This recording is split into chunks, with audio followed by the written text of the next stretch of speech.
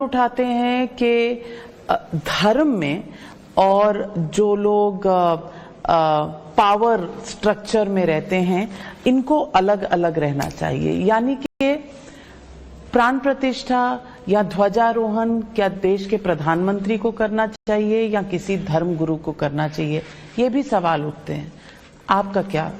नहीं, यहाँ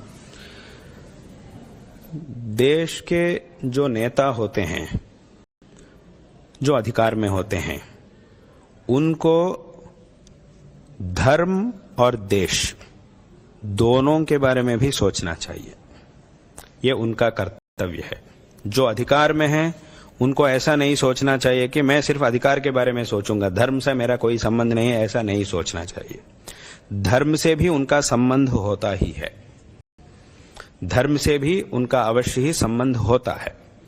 जब हम धर्म को छोड़ देते हैं तब देश की स्थिति ठीक से नहीं हो सकती है। जब हम देश को छोड़कर सिर्फ धर्म के बारे में सोचते हैं वो भी ठीक नहीं है। देश और धर्म दोनों की भी बहुत आवश्यकता है। जैसे कि दो आंखें हैं हमारी दो आंखें हैं, दोनों आंखों से जब हम कुछ पदार्थ को देखते हैं वो अच्छी तरह हमें दिखाई देता है। अगर एक आंख बंद करके देखते हैं तब भी दिखता है, परंतु ठीक से नहीं दिखता है। दोनों आंखों से भी जब हम देखते हैं तभी एक वस्तु हमें अच्छी तरह दिखाई देता है। तो भगवान ने हमें दो आंखें दी, परंतु दोनों आंखों को भी एक ही पदार्थ को देखने के लिए भगवान ने दी थी। अभी हमारे दो आंखें हैं तो इसीलिए मैं एक समय में इस तरफ देखूंगा, एक ही उसी समय में दूसरा पदार्थ को भी दूसरी दिशा में भी मैं देखूंगा, ऐसा हम नहीं कह सकते। यह संभव नहीं है हमारे लिए। आंखें तो दो है, परंतु दोनों से भी देखा जाए, जो वस्तु दिखता है वो एक ही है, एक ही वस्तु को देखा जाता है दोनों आंखों से भी। ये धर्म और देश जो है ये भी ऐसा है, दो आंखें जैसे हैं। जब हम दोनों को भी जोड़कर आगे जाते हैं तब हम भी हमारे देश में सभी लोग सुखी रह सकते हैं। इसीलिए ये बहुत बहुत आवश्यक है। जो अधिकार में होते हैं उनको भी इसकी आवश्यकता है। पर देश सेक्युलर है, उसमें धर्म निरपेक्ष देश है। वो सोच ही गलत है, वो सोच ही बिल्कुल गलत है। धर्म निरपेक्ष मतलब हम इतना कह सकते हैं कि देश में जो धर्म है, जितने भी पंथ है, सभी लोगों को एकता से रहना चाहिए, इतना हम कह सकते हैं। ये आवश्यक है। धर्म निरपेक्ष बनाना ये तो गलत है, ऐसा सोचना ये सोच है, यही गलत है। धर्म होना चाहिए, क्योंकि धर्म ही सभी, जैसा अभी हमने कहा, धर्म जो है इसी के द्वारा हम श्रेय प्राप्त कर सकते हैं।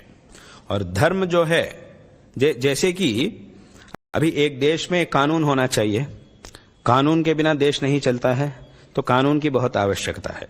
ये जो धर्म जो है ये पूरा विश्व का कानून है। जैसा एक देश का एक कानून होता है, पूरे विश्व का धर्म एक कानून है।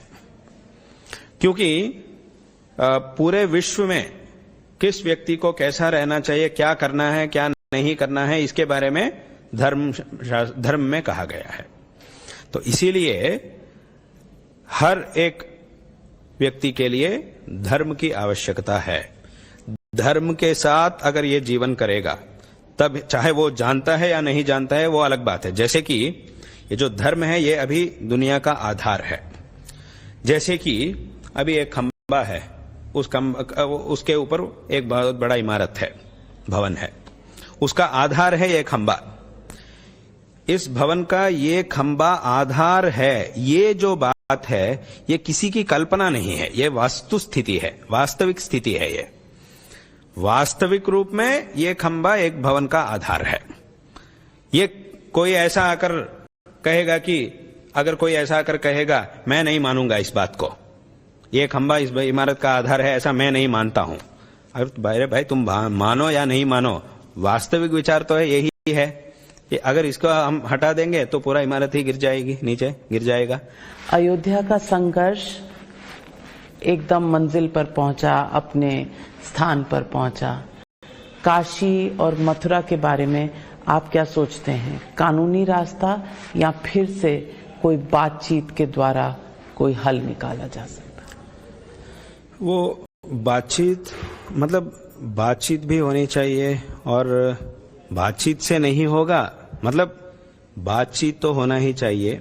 अगर उस रास्ते से नहीं होगा तो कानून की व्यवस्था में जाना ही पड़ेगा, कानून के मार्ग से जाना ही पड़ेगा, क्योंकि उसमें संदेह नहीं है कि, मतलब इस बात में किसी को भी संदेह नहीं है, वो मंदिर है, वहां मंदिर दिखाई दे रहा है, इतिहास को सभी लोग जानते हैं। अगर हम वहां जाएंगे, वहां जो मंदिर दिख रहा है उसमें स्पष्ट, हमारे हिंदू धर्म के जो मंदिर होते हैं उसका जो निर्माण, जो आकार होता है, वो हमें वहां स्पष्ट दिख रहा है।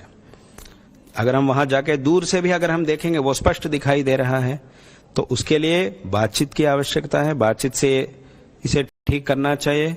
अगर नहीं होगा तो कानून के व्यवस्था के अनुसार चलना ही पड़ेगा, लेकिन वो होना ही चाहिए, वो होना चाहिए। वो है मंदिर ही, वो है मंदिर, वो दिखता है, दिख रहा है, स्पष्ट रूप से दिख रहा है। मतलब कानून की जो व्यवस्था है, बातचीत होने के बाद जो निर्णय है वो तो अलग है।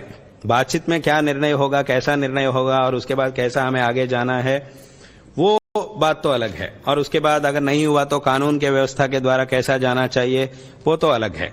लेकिन जो प्रमाण आंखों के सामने दिख रहे हैं, उसको हम कैसा इनकार कर सकते हैं। तो वो दिख रहे हैं हमारे शास्त्रों में तो उसके लिए प्रमाण तो बहुत कुछ है। तो मंदिर हमें दिखाई दे रहा है, लेकिन किसी संघर्ष ना होने से, मतलब किसी संघर्ष नहीं होना चाहिए, शांति के मार्ग से ये होना चाहिए। उसके लिए बातचीत, कानून व्यवस्था, ये सब बात तो मालूम है, पता चल, बात तो अच्छी तरह समझ में आ रही है। लेकिन अगर हम वहां जाके कुछ दबाव से कुछ करेंगे तो उसके द्वारा बहुत संघर्ष हो सकता है, तो उसके वजह से शांति जो है वो बिगड़ सकती है। इसीलिए उसके लिए जो ठीक मार्ग है, उस मार्ग के अनुसार हमें जाना चाहिए। शांति, जैसे कि आप जानती होगी कि महाभारत में जो कुरुक्षेत्र युद्ध हुआ था, उससे पहले शांति के लिए कितना प्रयत्न किए गए हैं। स्वयं श्री कृष्ण जी ही शांति के प्रस्ताव लेकर वहां आते हैं, धृतराष्ट्र के पास आते हैं। जब ये सभी मार्ग बंद है, तब उसके बाद युद्ध शुरू हुआ था।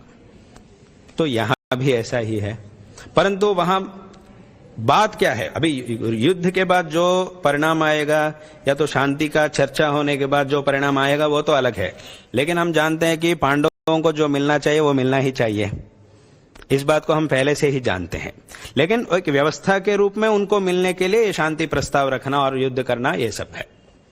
बहुत पहले से ही हम जानते हैं कि पांडवों के साथ अन्याय हुआ है, और उनको जो मिलना था वो उसे देना ही था, लेकिन दुर्योधन ने नहीं दिया, देना था। इस बात को हम पहले से ही जानते हैं।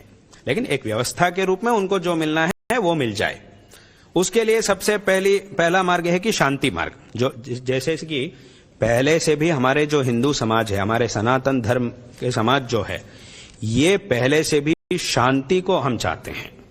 जब शांति का मार्ग पूर्ण रूप से बंद हो जाता है, तब भी हम युद्ध में जाते हैं। ऐसा ही हमारे धर्म की परंपरा है। हमारे धर्म के जो लोग हैं, हम सदैव शांति को ही प्राप्त करना चाहते हैं, शांति के द्वारा ही जाना चाहते हैं। मतलब किसी एक ठीक अच्छा हिंदू से, जो सिर्फ नाम से हिंदू है उनको नहीं, जो अच्छा हिंदू है, जो आस्था वाला है, हिंदू धर्म पर, सनातन परंपरा पर जिसको आस्था है, उसके पास अगर आप जाके पूछेंगे कि देखो ये कुछ फल है, अगर वो तुम्हें मिलना है तो उसके लिए दो रास्ते हैं। एक है तेरा सामने जो आदमी है उसको 10 मार के तुम आगे जाओगे तो तुम्हें वो फल मिलेगा। हिंसा करके अगर तुम आगे जाओगे तब तुम्हें फल मिलेगा। ये एक रास्ता है। और दूसरा रास्ता यह है कि शांति मार्ग। परंतु शांति मार्ग में जाने के समय में तुम्हें 2 बार थप्पड़ खाना पड़ेगा। तुम किस रास्ते में जाओगे? अगर ऐसा पूछेगा तब कोई भी सनातनी क्या कहेगा? अच्छी सनातनी ऐसा ही कहेगा कि ठीक है, अगर मेरे ऊपर 2 बार भी प्रहार हो जाए मैं शांति के मार्ग से ही जाऊंगा। यही सत्य, जो सत्य सनातनी होता है उसका स्वभाव ऐसा होता है। ठीक है, अगर मुझे शांति के मार्ग से अगर मुझे फल मिलेगा तो 2 बार मैं प्रहार को सहने के लिए तैयार हूं। लेकिन अगर ऐसा एक मार्ग जब है मेरे सामने, तब मैं दूसरों को मार के मैं आगे नहीं जाऊंगा। ये सनातन, जो सत्य सनातनी होता है उसका स्वभाव ऐसा होता है। क्योंकि शांति का मार्ग है। जब शांति का मार्ग ही नहीं है तब वो ठीक है, अगर मुझे ऐसा ही जाना पड़ा तो मैं ऐसा जाऊंगा, ऐसा सोचते हैं। जब सामने दोनों भी मार्ग होते हैं, हिंसा का मार्ग भी है और शांति का मार्ग भी है, और परंतु शांति के मार्ग में ये छोटी सी एक दिक्कत है, तुम्हें 2 बार प्रहार लेना पड़ेगा। तब हम क्या कहते हैं, यही परंपरा है। ठीक है, अगर 2 बार प्रहार भी हो जाए तो हम शांति के मार्ग में ही जाएंगे, क्योंकि हम शांति कामुक हैं, हमें शांति चाहिए, शांति के मार्ग से हमें जाएंगे। बिल्कुल। और इसीलिए ये हमारी आस्था है, हमारा धर्म है, तो ये होना चाहिए। उसके भी समय आएगा।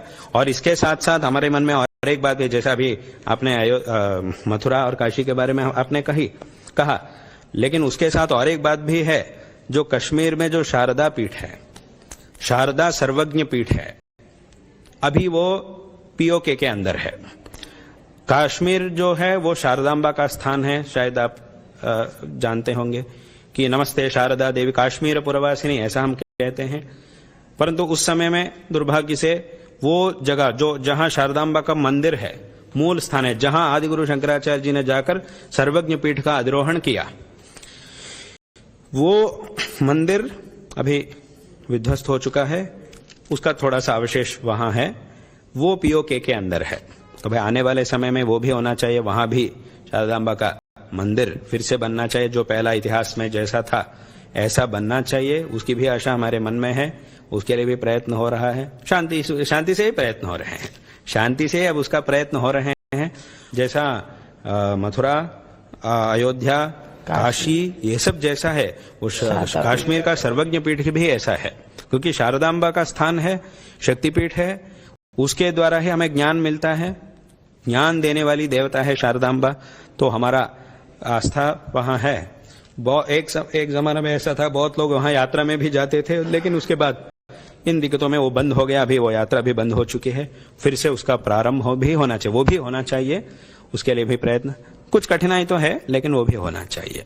बहुत आपने सही कहा, क्योंकि सनातन और शांति का बहुत गहरा संबंध है। हमें धर्म को तो फॉलो करना है, लेकिन शांतिपूर्वक फॉलो करना है। ये आपने बहुत